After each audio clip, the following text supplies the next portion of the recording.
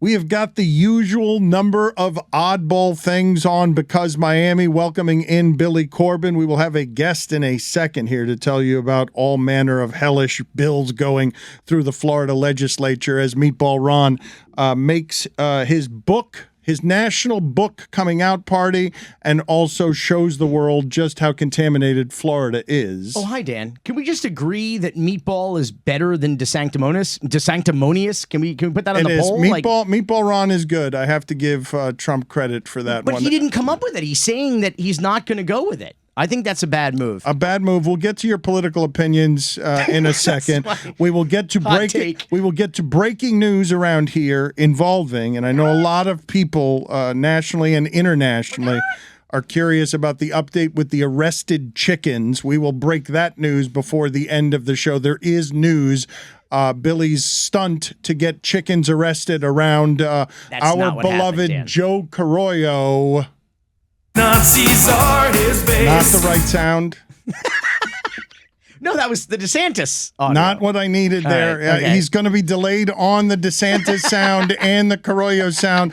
Excellent work. I hope all of this runs exactly as it is. We will have the chickens in a second. We will also have old people having their homes stolen, the usual shit in Miami. But Jason Garcia is an investigative journalist covering corporate influence in Florida. The Substack blog is called Seeking Rents. JasonGarcia.substack.com is where you find it.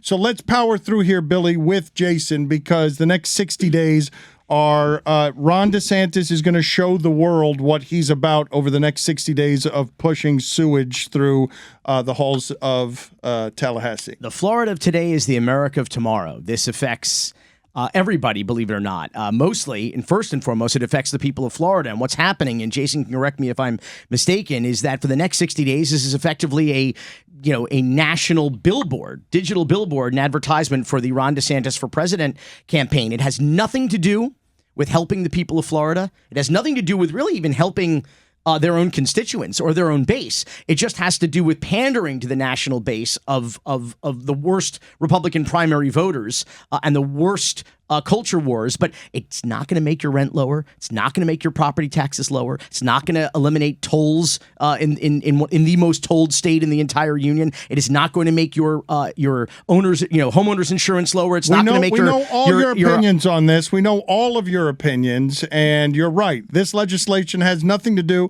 with the multiple crises facing the state of Florida. But our guest is here, and I want to get to his top five, not your top five. Jason, and this has been going on for several weeks. Lawmakers have been introducing some of the worst shit that they're going to be that's going to be up for a vote in this legislative session. And just this week, we've seen the worst of it. I don't know if it's made your list, but there is now a 6-week abortion ban that has been introduced. Will likely pass. Did this make your list, or is it just so fresh? We can't get to his list with you giving your all. I want to ask. Let's wait a minute. There's got to be fanfare. Number 5. It did not make my list. Although, in my defense, they didn't file that bill until 1 minute before they went into session. Right. So that's outside looking in. What do we do? Yeah. OLI. The OLI abortion. Great. That's where we're starting. Excellent. Yes. Excellent. Not great. Not great work by us. Number 5. Oh wait, do I wait for the music? This is no. You said it first, and then we played a fanfare. Number 5. Number 5. And that's where I talk. Yes. Listen to me, Jason. This is not a hard concept, okay? There's shitty legislation going through going through, and you're here to give us your top 5, and you say number 5, and then we play fanfare. Hang on, well, let me do it. Okay. Top 5 worst bills filed so far in this Florida legislative session. Top 5 shitty bills. Number 5. Helping billionaire Major League Baseball owners screw over poverty-level minor league baseball players. There is a bill that has been... Go ahead. Please continue. The fanfare played at the appropriate time. You're just an amateur. Just continue. Yeah, go ahead. That's fair. I feel like I'm learning a lot, honestly. there is legislation that has been filed that would exempt baseball players in Florida, which this really affects minor league players, some of whom make less than $5,000 a year, would exempt them from the state minimum wage. And it comes right after MLB and its 30 team owners agreed to pay nearly $200 million to settle claims that wait for it, they violated minimum wage laws. Huh. Excellent. Number 4. We want to protect the most vulnerable of populations, car dealers.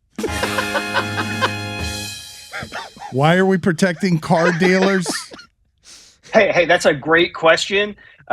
We've got a bill filed that it exists to protect car dealers from consumers. Among other things, it would prevent you from being able to go to Ford and buy an electric vehicle of your choice, order the exact car and have it delivered. Instead, you'd have to keep going through these middlemen car dealers. It would even forbid the manufacturers from setting just a single price that everybody knew up front. You're going to have to continue negotiating with all these high-pressure, commission-based salesmen if you want one of these cars. Wait, what is the justification for this? What does the sponsor say this is for? To protect dealers from consumers? Yeah, you're asking that incredulously, but yes, that's exactly what it is. They're saying we need to protect this. We need to protect dealers, although they claim if we start allowing car manufacturers to sell directly to you, that's going to then drive all the dealers out of business. And it's sort of okay.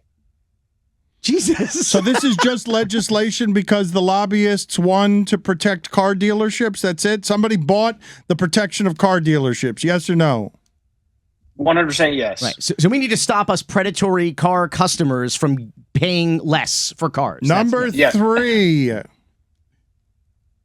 Stripping local governments of the power to do anything. Anything?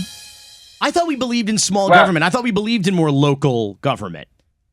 Yeah, this is not a thing we believe in Tallahassee, not anymore. Okay. This has actually been something that's been going on for a number of years where they continually take powers away from cities and counties around the state. This has continued this year, and I'll just point out 2 that have been filed that are really bad. There is one bill that's been filed that would stop your city or county from doing any sort of regulation at all on water quality, on water pollution, on wetlands. Can't do anything to try and protect that stuff. Another one, we've seen a number of cities and counties try and step in over the past year to protect renters, particularly as rents have skyrocketed, right? Things like prohibiting discrimination based on source of income or preventing or forcing landlords to at least give you a bit more notice before they raise your rent. Legislation has been filed in Tallahassee that would forbid a city or county from doing anything at all regulating the landlord-tenant relationship. That one is so brutal, Billy. I've got so many friends who are just getting run out of their house because 1 month to the next, the rent is raised by double. They should vote better, Dan. Number 2. Putting Ron DeSantis in charge of the Florida's universities. To be clear on number 3, as they attack education, you just said they're putting restrictions on the ability to protect tenants, protect water pollution, protect wetlands. That's right. Okay, so nothing. The local governments can do nothing. Yes, that's Can't do correct. anything on water control, can't do anything on water pollution, can't do anything on wetlands, can't do anything on landlords. Number 2, DeSantis attacking education. How?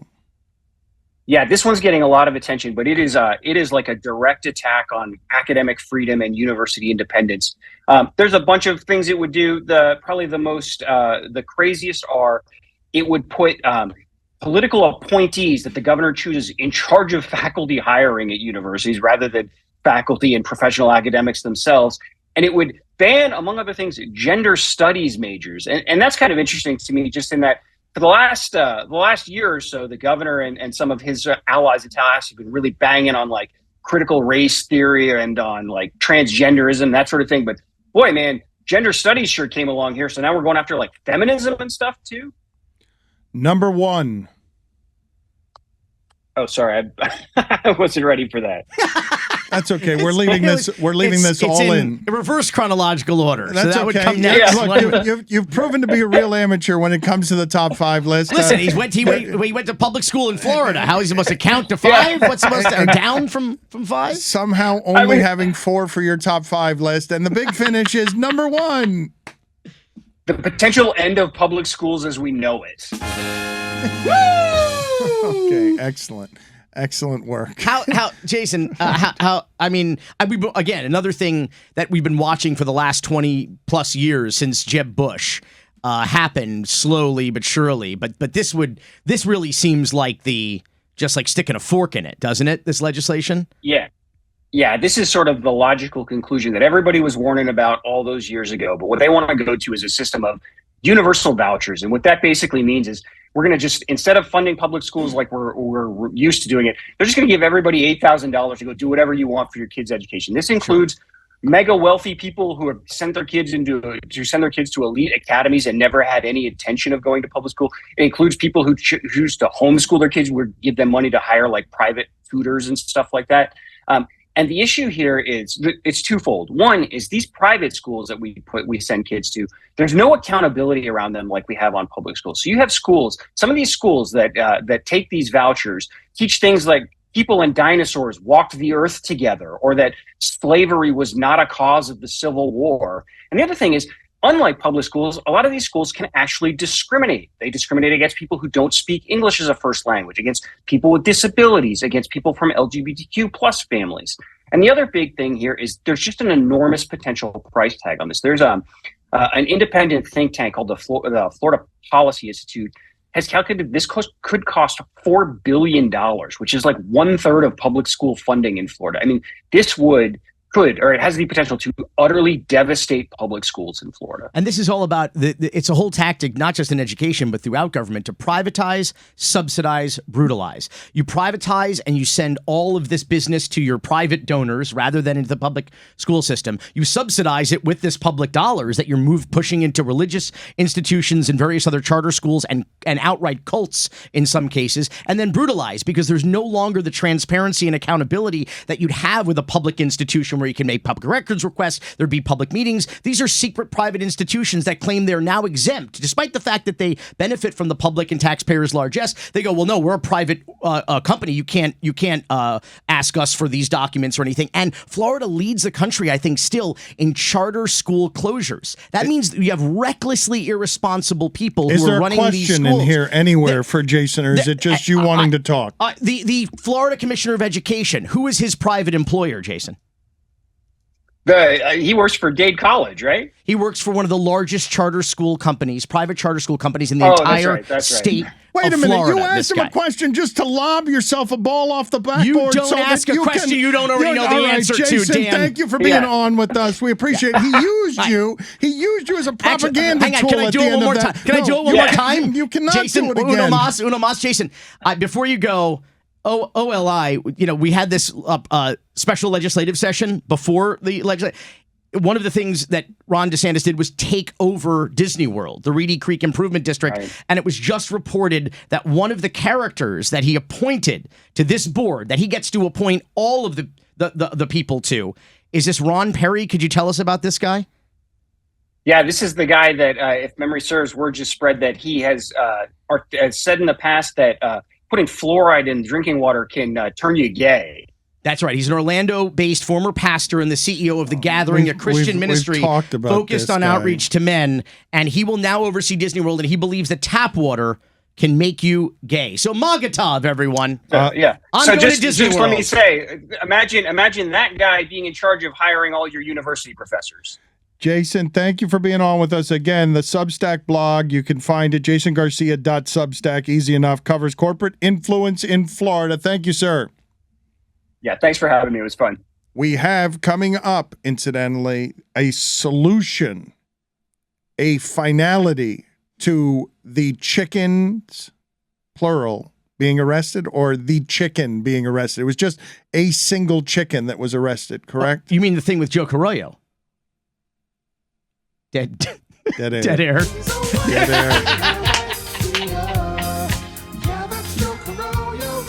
We'll get the timing down. We're going to try and take callers here in a second. This has been an uneven experience so far. I have wanted open hostility and clashing and sparks from the callers. They've been polite, well-reasoned, thoughtful. It's unacceptable for what it is that we do. We will try and get more hostile callers here who are mad at Billy for producing an anti-University of Miami video. Whoa! that mocked anti-what? That mocked their sugar Anti-what? Their sugar poppy, John Ruiz.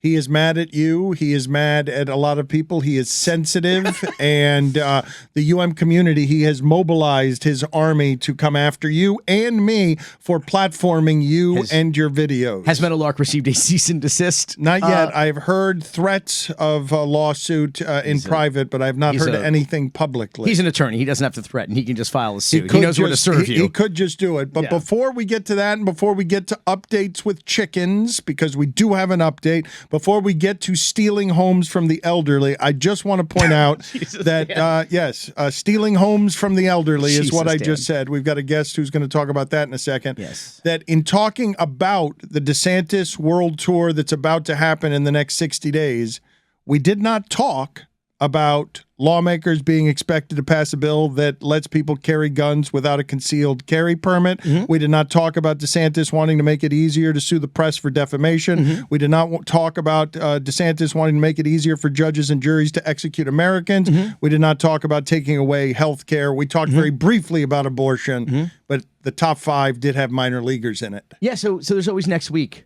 Dan, this is a 60-day legislative session where our own government is going to do extraordinary damage to our lives. How do you feel about callers? How do you feel about what we're headed into right now? Your last week has been a little bit unpleasant because Miami cane holes, they've been really agitated. They've been mad at you. Yes, the anonymous trolls with their Sebastian Twitter avatars and jerseys. Well, we're going to let them come after you now. I don't know who is out there, but we start with Jacob. Jacob, you're on with Billy Corbin. Go ahead. What's up, Jake?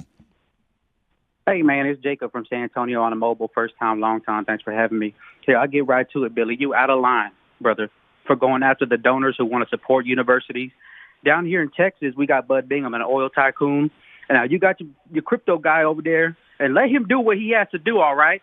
Let him support the players. Let him support the school, because Lord knows that you over here making your little documentaries, making your little videos.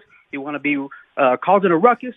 You want to be causing a scuffle between donors, between the players, between the coaches. And right now, all I see is you drawing lines and creating lines and dividing sides. Not supportive. Not supportive. Not supportive of the University of Miami. He claims to love. See, no, down here in Texas, see how we do it. We start a pancake factory, okay? We start a pancake factory for our players, and all you do over there is sow division. You are so divisive, Billy. I can't believe you. Last question thing, Dan. Last thing right here. That really wasn't a question. How long of a leash should Steve Sarkisian get? We need to get him to the college football playoff. You know, he's good for a loss against Oklahoma State every once in a while. How long of a leash Jacob, should we are not polluting this show with Texas football. Billy, address what the man has accused you of, not supporting the University of Miami. I don't cause a ruckus, Dan. I am the ruckus. That's a good T-shirt. I don't cause a ruckus. I am the ruckus is a great. Well, you're ruckusing your butt. You're ruckusing your butt over there, trying to sow division. That's what you're doing. First of all, we're talking about competitive sports, aren't we? What does that mean? Well, that's sowing division. We're talking about it's about your butt. I don't know, but that's a good card. Can we get that? Can we put that on the board? Put that on the soundboard. Ruckusing your butt. It did sound like something out of Boondocks or something. Nico, I'm not sure what that was. Nico is on with Billy Corbin. Go ahead, Nico. What's up, Nico? Hey, Billy, you are a sapingo. Did you hear that, Billy? Yes. And if you don't know what that means, tell Tony to start making refrán del día again, okay? That was very unpleasant. No, Dan, you have to translate, Dan. I believe that is a homophobic term that we're probably not. No, no, Dan, it's not. I looked it up before I said it on the show. It is not. Okay? UrbanDictionary.com says what? Okay, says well, what, I don't have to bleep it. If you looked it up, look it up for you, Billy, I can. There's a Miami Herald article on it, Dan. So why don't you get with your people in the Herald and figure out what sapingo means? Get with your people, right? Dan. Anyways, Billy, look, man. Yes. Look, the youth have not had any good things going on for them since Larry Coker, okay? Yes. And my boy Jim Morris, all right? So it's been a while, His early boy. 2000s, Baseball since coach. anything anything has gone well for the U, right? Yes. We were a baseball school. We were a football school. Now we're a basketball Everybody school. slept on us. You're a basketball Everybody school now. slept on us in basketball. But wait, we got the best Cuban-American head coach, Larrañaga, to come and resurrect the University of Miami sports program. And here you are trying to shit on it, Billy. Who's shitting on the program? You are. You gotta hey man, point one big sports team in the NCAA that hasn't had big money coming from donors. All right, tell me that, baby. Please. First of all, I don't care about any other program. I care about this program, and I care about this program and its student athletes continuously getting into trouble because the NCAA regularly targets and scapegoats this program to make an example out of them to the rest of the country. And because we're guilty by geography. You know this because you've looked up Sapingo. You know that we are guilty by geography in that all eyes are on Miami, all targets and spotlights are on Miami. And you know that we are guilty by geography. So you know that we have a disproportionate number of unscrupulous, wealthy people in this community. And they like to go after, they like to support this program, and we get in trouble for it. Is that right? Sapingo is Cuban slang, by the way, an offensive adjective that refers to a person who is stupid, useless, or good for nothing. So he did have it correct. Whew, thank God. When it came to who you are, Billy Corbin. Thank you, Dan. Thank you. Thank you, Dan. Seriously, Billy, though, just wherever the checks come from, I don't care, man. Just let them keep coming, man. But you see, but by the way, I hear you, but that's the problem, right? In Miami, we don't care where the money comes from, right? As long as the checks are clearing and the champagne is flowing, we're all good with it. But that's how we get into trouble. When we don't care where the money comes from, that's what lands us in hot water. That's all I'm saying. Antoine, you're on with Billy Corbin. Go ahead, Antoine. Nico. Antoine. Oh, Peyton. Peyton, you're on with Billy Corbin. Go ahead, Peyton. What's up, Peyton? Hey, Willie. A couple questions. First off, just popped in my head. Did Cristobal sell out, or is it actually Cristobal? And then two, Mr. Corbin, who the hell cuts your hair? Because you're paying him too much. Cristobal? Matthew, you're on with Billy Corbin. Go ahead, Matthew. Hi, I don't have an insightful question, but I would like to thank everyone on the show, especially Billy and Dan, for the work that you do to bring light to issues that matter to a lot of people. Too nice. Just cut him off. Cut him off. Cut him off with the yes. We don't want nice calls around here. We want too nice is what Roy screams at the person. Poor Matthew. Pobrecito. I am really hustling backwards around here where I've spent my career. Honest to God, I decided to do this because when I was a successful sports writer at 30 years old, I got to Times Square and ESPN's The Sports Reporters, and I thought to myself, this is the top of my business. This is it. This is all there is. I need a new career. I need something that's a little different than just writing. What can I do better than the people doing it presently? I know. Sports radio hosts are taking callers. They're outsourcing their shows to Jose on a mobile driving through Hialeah. I can do better than that. And now here, at the end of what is alleged to be a successful career, I'm back to taking callers. I'm back to taking callers. Over the hill. Does Roy need to look for work? What are you? I am taking shitty callers about University of Miami football, mad at you, remembering history not at all. They've fallen in love with another loud Cuban, Jose Come Lately, who Devin Shapiro wasn't a Cuban. I got news for you. He's the sugar daddy, and they're mad at you because he's sensitive about a video that you made about him being sensitive.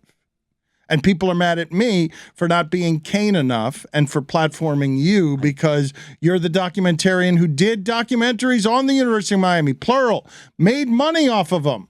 Made money off of that. I worked for ESPN, Dan. I think you know better than that. He paid them to go to that school. You asked Skipper how much money I made off of those ESPN 30 for 30s. You know they call them 30 for 30. They give us $30 for them. You have chronicled the University of Miami in a way that makes you a celebrated University of Miami persona, and now you have again pissed off a fan base that believes you should be a cheerleader. I told the stories, and I should be a cheerleader. I tell the stories how I want to tell because I love those stories. And you also only roast the ones you love. If you want to, as Robert Kennedy said, hang a lantern on your problems. And nobody begrudges John Ruiz for being a wealthy, generous man to the program.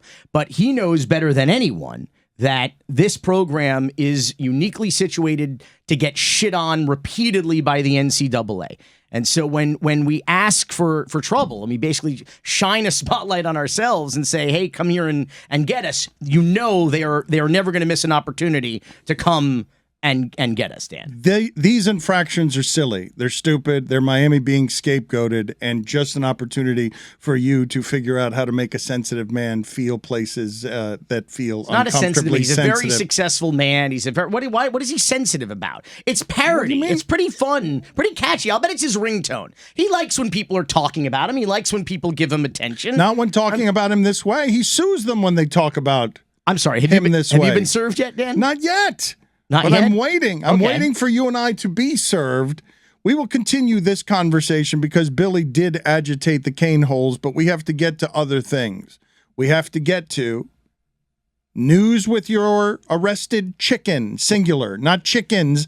One chicken was arrested. That's correct. As part of a stunt that you perpetrated on Joe Carollo. Dead air. Dead air. Dead air. Every time I try to switch sounds, you call for it. We have to get to a Miami moment, and we also have to get to a Watergate-style break-in at City Hall. But first, a guest that's going to tell us about stealing homes from the elderly. This shit right here is too dark for me to even ponder, even by the standards of Miami being lowlife and criminal and corrupt. Stealing homes from old people is a special kind of awful. Jeff Gutchis is with us, AXS Law Group. The lawsuit has been filed against Miami and City Attorney Vicky Mendez for a conspiracy in which she helped her husband buy and sell homes using code enforcement. It has led to elderly people losing their homes, appalling in a number of different ways. Let's welcome in Jeff as Billy gets appalled. No, I mean, I've been talking about Victoria Mendez as a character on this show for quite some time, as a mob lawyer who gets compensated to the tune of about $30,000 a month to cover up all of the chicanery of this corrupt enterprise that masquerades as a municipal government in Miami City Hall. And now, don't take my word for it. So let's talk to Jeff and find out what happened to his client and the city attorney allegedly abusing her public position so that her husband could privately profit from it. Jeff, thanks for doing this. And what happened to your client? Well, let me just say that I get a lot of calls from a lot of people in the city that feel that they've been harassed or robbed or being robbed by the city with their properties. And, you look into it and a lot of things seem suspicious, but it's a lot of effort to uncover the wrongdoing, so to say. But sometimes it's just so obvious, right, that you can't ignore it. And this is one of those cases when we looked at Mr. Alvarez, why would the gentleman sell his home so cheaply? Why would it be sold for such a profit so quickly? Why were there no permits taken out when the home had $270,000 in fines? And the more I looked at the case, I was just shocked that something like this could happen. I figured the best thing to do is just lay out the facts, and the facts are all from the city's own documents.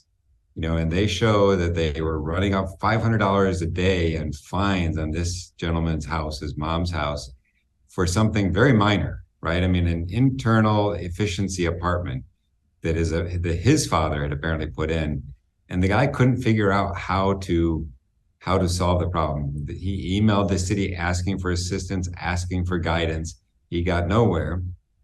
And then through a connection, a close connection, who he does not want to reveal, he was put in touch with City Attorney Victoria Mendez, and we have text messages. I know she and her husband are denying that she introduced him, but we have text messages that we'll produce as part of the lawsuit that show the communications and show the telephone call being set up by the city attorney, at which she introduces her husband. And then, look, it's okay to make a profit on a home, right? There's nothing wrong with that. Nothing wrong with wanting to do that. But what you can't do is do it, without permits, blatantly without permits. Get an affidavit of compliance filed somehow that has to be false because there's no permits, and then waltz into a code enforcement meeting that you should not be on the agenda for. And obviously there was some favoritism there, but just sending an email on July 19th and getting on the agenda 9 minutes later, and then waltzing in and in under 1 minute without any explanation, getting $271,000 in fines wiped away. And for clarity here, Jeff, what happened is that this guy reaching out to the city attorney for help with his family home, which is now underwater, $260,000+ on frivolous fines by the city. She says, you should really call my husband because he can help you out. And what he does is he says, well, there's nothing I can do, but you should sell me the house under market value and maybe there'd be something I can do. And in fact, there was. He was able to just walk through between the raindrops in City Hall and accomplish things that no other resident of the city can accomplish because he is married to the city attorney. Got special treatment, the friends and family plan, every step of the way, and basically stole away this guy's family home of 50 years. And more importantly, this week, Jeff, there was even more news from WLRN, just fabulous work by Danny Rivero and Josh Ceballos, who wrote that this may be a pattern or practice here going on of Vicky Mendez's husband preying on elderly and allegedly incapacitated people in the city of Miami and exploiting a county program. The county mayor might be involved. The city mayor, Francis Suarez, might be involved. 14 times in 12 years. And the guardianship program and Express Homes, are these manipulated? How real are these things when you're talking about 12 allegations or 14 allegations in 12 years? Are these companies real things, or do they just exist to steal homes, according to your lawsuit? Look, I think this is the business model, right? Is to buy homes primarily out of this guardianship program, but also from other elderly people. I looked at the spreadsheet that I think Political Cortadito had posted about all of the homes. And by my calculations, there's over $2 million, $2.2 million in profit on these guardianship homes. They're just being handed to Express Homes for him to go out and make a profit. By the way, Express Homes is the company of Vicky Mendez, is the city attorney's husband. It's Carlos the realty company, but how much fraud is in here is what I'm asking you. Is it loopholes that are being exploited? Is it something that's somehow legal but just unethical? Or are you contending with damages and everything else that it's not only something that you should be compensated for, that it's theft, that it's criminal? Well, look, the reason I put this out there is because I want the public to look at all that and draw their own conclusions. I think you can tell from the complaint what I think, but one of the problems with this guardianship program is that there's apparently these houses don't go on the market, right? So nobody else gets to bid on them. Right. So this guy's got an inside track, is what you're saying. He swoops in and takes these houses from elderly people who are declared incapacitated and put in the care of this taxpayer-funded guardianship charity. Right. I mean, the fair way to do it would be say, okay, we have a guardianship home coming up for auction and let everybody bid on it, and then it goes to the highest bidder. And that way, the elderly person who needs the money for their own care gets to maximize the profit. Right. Instead, what's happening is Express Homes and Carlos Morales, Vicky Mendez's husband, is maximizing the profit. And here's something really interesting that we learned from WLRN this week is public records show that Miami Mayor Francis Suarez, back when he was a city commissioner, was involved as an attorney in several transactions with Express Homes. And now it also seems that Sergio Mendez, the former president of guardianship program of Dade County, he owns a private law firm that was involved in 5 property sales in connection with Express Homes. So there's a lot of again, maybe not illegal, but a lot of questionable ethics and a lot of insider kind of action that appears to be going on here. Jeff, before you address what he's saying there, just quickly, because Billy said he mentioned Francis Suarez and there was no mention of this. Sorry. Yes. Yeah. Yes. Get it right. So finish up your question. Yes. The The question is how is deep, it just immoral? Is it just immoral, or is it also illegal? Right? Is it right? But there seems to be a lot of insider shenanigans happening here in this county program. Right, and look, from my perspective, I filed a case on behalf of one individual. That's pretty clear what happened. You can just see it in the documents and in the video. The guardianship program, I've been hearing from people investigating this, and there's a lot of them looking into it, is that it goes much deeper. And how much deeper and who's involved and who's profiting, I don't know, but it's a much more intricate web of people that are involved. I was surprised to see the mayor in there. I had not heard that before. I was not, on the other hand, surprised to see Mayor Francis Suarez in there. Oops, wrong sound. He's having a tough time. He hasn't kept up. Wrong keyboard. So let me ask you. You are struggling, man. Jeff, I have to imagine that also having put this out in public, that you have got nothing right. Roy, you have got nothing I'm right. I'm trying to work through it. I'm trying to be a pro here. I'm working through it. Please work through it. So, Jeff, I have to ask, are there other potential victims? Are there other potential plaintiffs here? I have to imagine with the publicity of this that the phone's ringing at your office, no? Yes, we've gotten a number of calls. We're looking into these investigations, but we'll see what turns up. But a lot of people have called with the same complaint. I'm also hearing about yet another charity and nonprofit organization that Vicky Mendez and her husband are involved in. Do you know anything about this Abuelos Foundation, another organization that's supposed to be helping some of our most vulnerable elderly residents here in Miami? And the entire board of this foundation appears to be made up of the Miami City Attorney Vicky Mendez, her husband, and his family, it appears. Is there any shenanigans going on there? You know there are shenanigans, or you wouldn't be asking the question. Well, Jeff knows that no lawyer asks a question they don't already know the answer to. Isn't that right, Jeff? That's one of those things where I wish I had that before I filed the complaint, because when I got that afterwards and I saw that, and my eyes were like, oh my God, that's very creepy. Jeff, thank you for being on with us. You've done something. Right. When you've gotten an attorney to just yell, oh my God, it's even worse than I thought it was. Thank you for being on with us, sir. We appreciate it. Thank you, guys. Something I should mention, Dan, is that the peasants aren't scared anymore of the emperor. The emperor has no clothes. They know it. The people are grabbing their proverbial pitchforks and torches, and they're lawyers, and they're going to City Hall now. And everybody is on the ropes now. You have federal lawsuit after federal lawsuit. And these aren't for petty things like, oh, I slipped and fell at City Hall. This is for pretty significant. These are significant allegations of corruption, of abuse of power. And now, in this latest lawsuit, you have people in positions of power allegedly preying on elderly people, on their voters, on their constituents. Dark by even the standards of Because Miami. I care a lot, Dan. That's the Netflix movie people should check out on this. What would be the Spanish word for Watergate? How would we do this in Spanish? Aguacate? That is an avocado, is what you just said.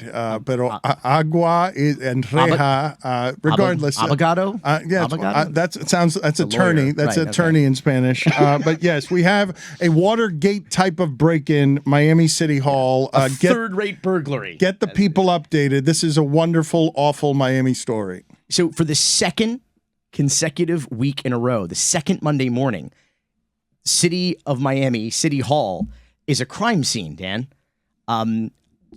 Just this past Monday, Manolo Reyes, the commissioner of District 4, his staff showed up to work and noticed that a pickup truck, a city-owned truck that has the commissioner's name across the side, was severely vandalized. The police went back and looked at the video, security video outside City Hall, and saw a guy trying to break into City Hall, tried the door, then he used some giant pole or something to try to jimmy open the city-owned truck and wound up scratching up the side of the truck.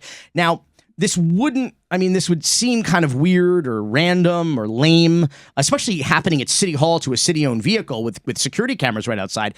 But just last week, the commissioner's staff, the same commissioner, Manny Reyes, showed up to the office and found that the office had been burgled. Someone had come in and vandalized the office, opened drawers, knocked over photos, moved a ceiling tile on the roof. Looking there. for something? I don't know. They didn't take anything, apparently.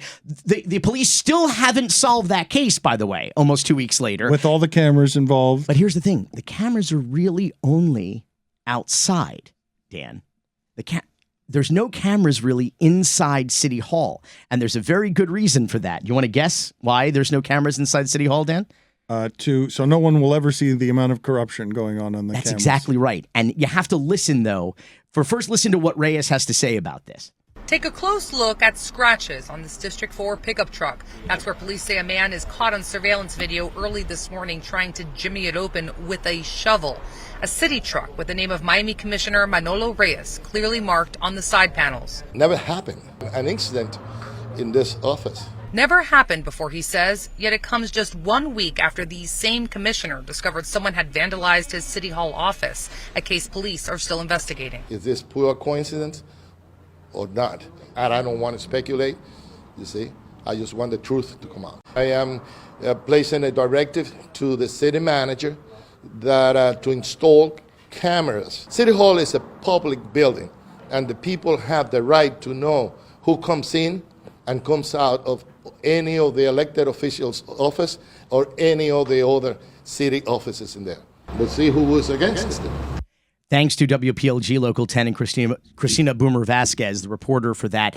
I don't know if you heard what he said at the end there, Dan. He is now going to introduce at City Hall that the city manager installs security cameras. But did you hear his closing line? He goes, "Let's see who's against it." That's what he said. I mean, that is a real shot across the bow. And I will tell you, over the last couple weeks, because of this, tensions and paranoia have been through the ceiling tiles at City Hall. Removed ceiling tiles. Everybody is suspicious of everybody. Everybody's looking over their shoulder. You know, these are already some pretty paranoid demagogues and red baiters who are always, everything's a communist conspiracy and everything. So now they're all looking at each other's staffs. They think it was an inside job. I know that at least 2 of the commissioners had dogs from Miami Police Department come in and sweep their offices for listening devices, for drugs to see if they were planted, for bombs. So it is just it is a classic because Miami moment happening in there. And the commissioners are looking sideways now at each other. And we'll see, to Commissioner Reyes' comment, who is against putting security cameras inside City Hall so we can all see who is coming and going. Look at how he enjoys it. Look at the smile on his face at the idea of people who are doing... me out of that shit-eating grin. He's glowing. Coming me out of that grin. He's radiant after calling Watergate an avocado in Spanish. No, I called it a water cat. Water cat. Aguacate.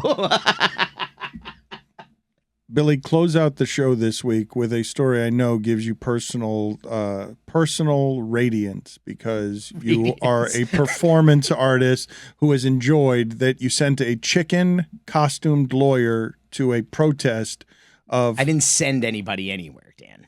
That's not what happened. Regardless, the chicken was arrested, and there has been news involving the chicken. The chicken, incidentally, was peacefully protesting that Joe Carollo, that his wife... He's a wife! That, again, Roy has had a terrible day with these buttons. I've been playing this thing over and over. And you're playing it incorrectly and at the wrong times, but his wife was given the ability to put up terrible art because she is the wife of Joe Carollo, and your chickens were multiple chickens protested it. One of them was arrested. And what is the breaking news involving now? Happy breaking news involving the arrested chicken.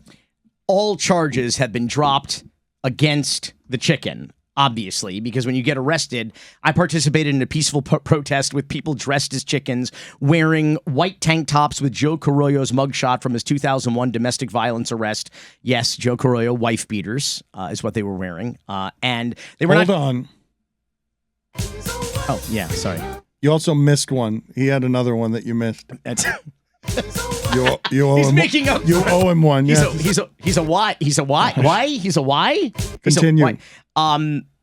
In In a closeout memo, the assistant Miami-Dade state attorney Michael Fente said video footage of the incident, quote, lacks any evidence of any conduct considered disorderly, end quote, and that the crowd at the February 11th event in downtown Miami seemed, quote, generally uninterested, end quote, which is what I told you on this very program, in any of the actions of the chicken suit wearers. He also said there was no evidence that Giannola was told to leave, and he didn't appear to resist arrest, which means that this was a total chicken shit arrest, okay?